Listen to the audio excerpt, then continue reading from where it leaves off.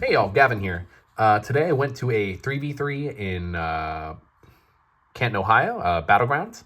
There were about 30 teams that entered. I don't know if that's how many actually played. There were a lot of teams there, but we didn't have the most space, so I don't know who all stayed and who left. But I ended up going undefeated. This deck was sick. I chose this deck for multiple reasons. If you follow this channel, you know that I like to play Bystial, but I wanted to use this as a chance to try something new, and this deck was insane. So yeah, ended a top 8, went 5-0, 6-0, 5-0. Yeah, let's show off the deck. Triple Dormouse, 1 rabbit, and 1 cat. So the idea of this deck is that you're not using the Maliss package in the same way that Maliss uses it, right? You want to use this as ways to bodies so that you can basically just go into like bigger link plays. So Dormouse is the most important one because this one gets you guaranteed 2 bodies. And these 2 are the ones that you want to get to off of it. If you open White Rabbit, you can go Dormouse into Chessie, and then Chessie banish White Rabbit. But usually you want to go Dormouse for Rabbit, search a trap. So yeah, the minimized package is really cool because the biggest issue with Maliss when I was testing it before is just seeing multiple names. Surprise, that's not an issue anymore. So yeah, only 5 names. And the real reason to play this deck is that we're playing a Fiendsmith package. So again, you're using the Maliss cards in order to get more bodies. These print more bodies and are free removal. And just give you like infinite possibilities. Basically, you want to lead these first, or you can go into it if you're hit with infinite hand traps, and you just get more link bodies. And what makes this package really cool is that if you open it, you go Engraver, you get a free link 2. Which is very important, and I'll explain why later. But there's a lot of really interesting plays you can do with this, and I broke so many boards. I went second into pure Ryzio and was just able to like crack everything. This deck is infinite gas, and the more ways you have to more cards, the better. You just want to print cards, basically. Next, we have Lubelliance. I saw Triff playing this, but I wanted to try it a little differently. He was not on Saronir. I wanted to play this as a way that I could always get to Lubellion or Mag, because then if you go into a bow, you can bring back one or the other. So you always have like a way into these, right? So we're playing 7. This is like the best interrupt. This never came up as much as it did in testing. Druid Swarm is insane, and Mag just getting you everything. Like, I would not change this ratio. This ratio was insane all day. And being able to Lubellion to be greedy and get a draw off Neck Equip is insane. I don't think I had the hand today where I like had everything. But it was really nice. Like, having Lubellion could help break the detonator board. And if you're playing against the Ryzio deck with Tachyon, having as much gas just beats it. So we're also on hand traps. On triple Fuvalos, triple Ash, triple Valor, 2 Nib, triple Imperm.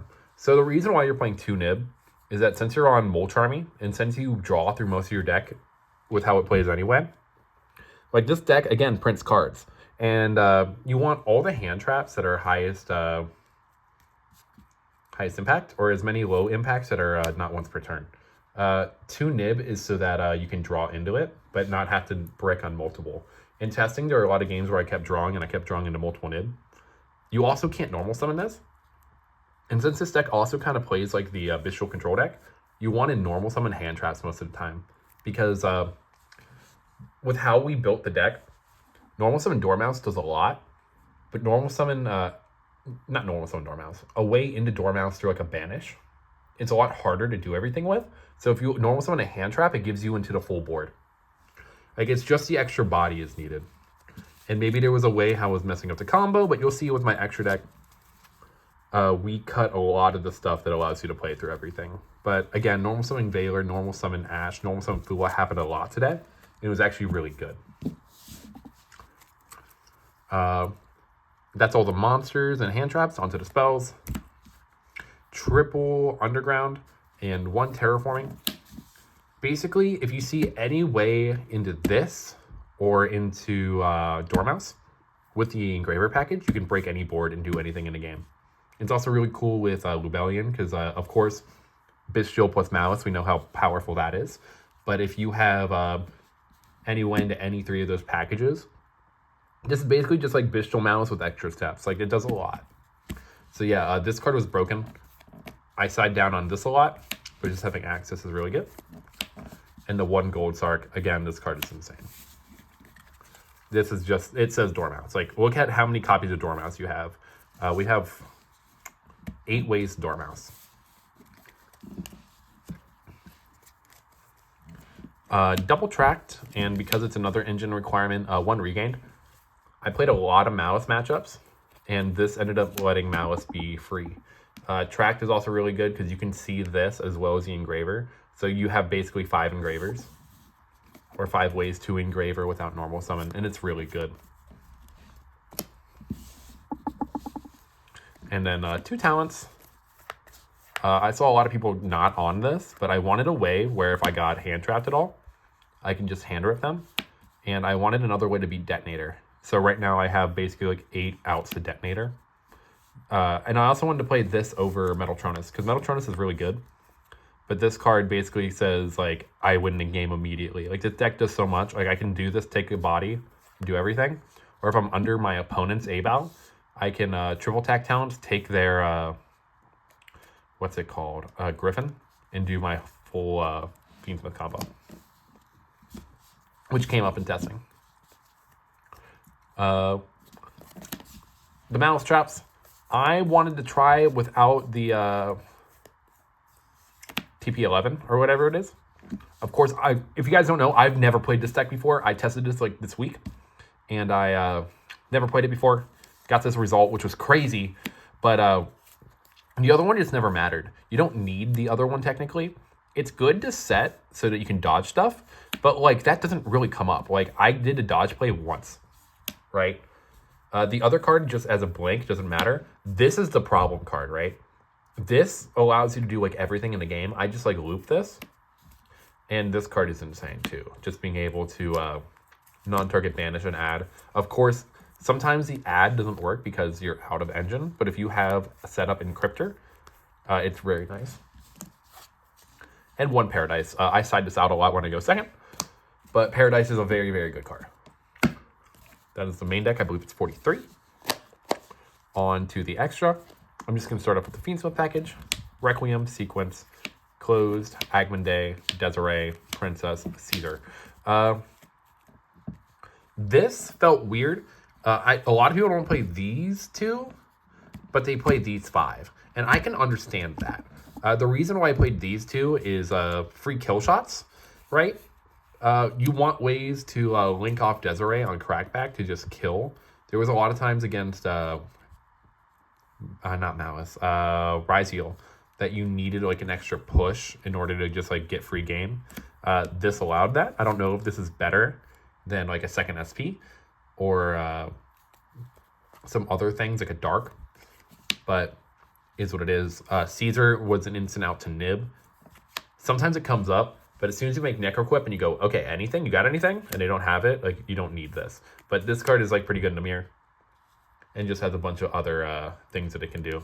So, I think as long as I have, like, Necroquip, or as long as I have, like, a way to threaten this card, it does the same thing. But it's still really good. Like, I'm not playing Defeats the package without Caesar.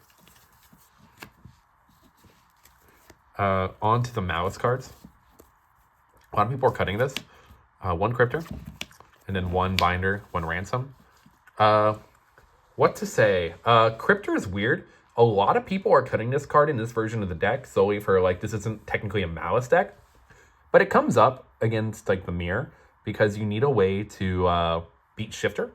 And what I thought the easiest way to beat Shifter was to just play Cryptor Control. And it comes up. Cryptor comes up a lot more than I thought it would. Right? There was a time today where I got cherries on White Binder, and I ended up being able to go into Cryptor, banish itself, shuffle back White Binder, and then go into White Binder off of everything. It was broken. Like, it was actually like a crazy line. But yeah, that's why we don't play cherries against this deck, by the way. Very clean. I don't think I'd change these. Like, before I entered the event, I was thinking about it and cutting this for like an IP, which we're also not playing. A lot of people are on IP in this deck. I don't think it's necessary. I don't think you're getting to everything through hand traps anyway. But yeah. I'm not kidding, Heart Scripter. That card was crazy all day. And then on to the miscellaneous. One Link Decoder. This card, in theory, was really good, and testing was bad, but today was insane. Yeah, this card is just nuts. It's a free body. Griffin Abao. Again, this is going to sound ignorant because I've like never really played a deck in an event before. This combo felt really weird, right? Where you don't need it to win, but having access to it is broken, right? So there's a lot of game states where I would kind of just go into Abao as like a removal piece off of Griffin and just be able to like out my opponent's board. Very, very good. Griffin, again, does a lot of like stupid stuff. Being a floodgate's nice. Being able to reset all the traps or reset any consistency card is also broken. Yeah, there's really nothing to say here. Like, these cards are really good. Again, I don't know if they're needed, but having them in general felt really nice. Then SP, this was actually the MVP of the deck. Having free access to this card is very good, and there were times I would go like go SP, banish card, and then link into Abao, out another card. Or you can just Abao, bring this card back. Haggard Wizardos, I know you're supposed to play, right? I saw it in every extra deck. In testing, it never came up, and today it didn't come up. I know there's lines with it, but I kind of agree where this card just never, it's not real. So yeah, maybe like this is the flex. Like, I'll turn this into something else. But everything else came up and was really good all day. On to the side. Side is pretty standard. Meows to counter my deck and to counter, yeah, just anything else Maliss or 2 into Fiendsmith, because this also gives like a pot of greed against Fiendsmith. Lancia. Droll. Droll is a weird card, right? I wanted to main this, but it didn't feel as high impact.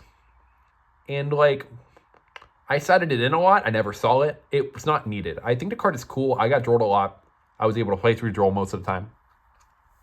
And I kind of cited it in so that when I did get Charmied, I would be able to stop my opponent from drawing so much. But I don't think this is really as needed. Lightning Storm, Harpies. This is insane. A lot of people cut this from this deck. But I think specifically because I'm on a pile, this card is nuts just because I have so much access to it.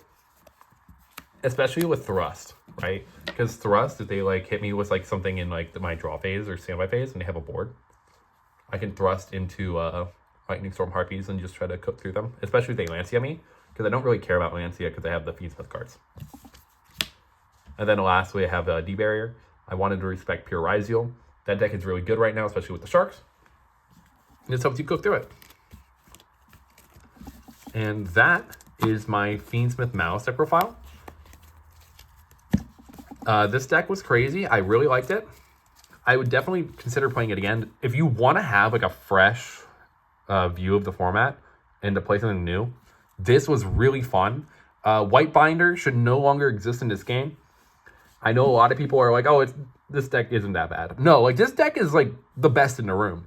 I felt like I had the best deck in the event. Every person I played against, I just felt like I was far and away in a better position no matter where I was at. I never felt like I was behind. I always felt like even if I went second, I could cook through everything. I think this deck does need addressed. It's really good, though. I had a really good time. And if you guys want to have a good time, too, I would consider copying the list or trying something similar. But yeah, any comments, questions, concerns, let me know in the comment section down below. If you made it this far, say something about it. And yeah, hopefully let's theory and talk about this deck some more. All right, peace out, guys.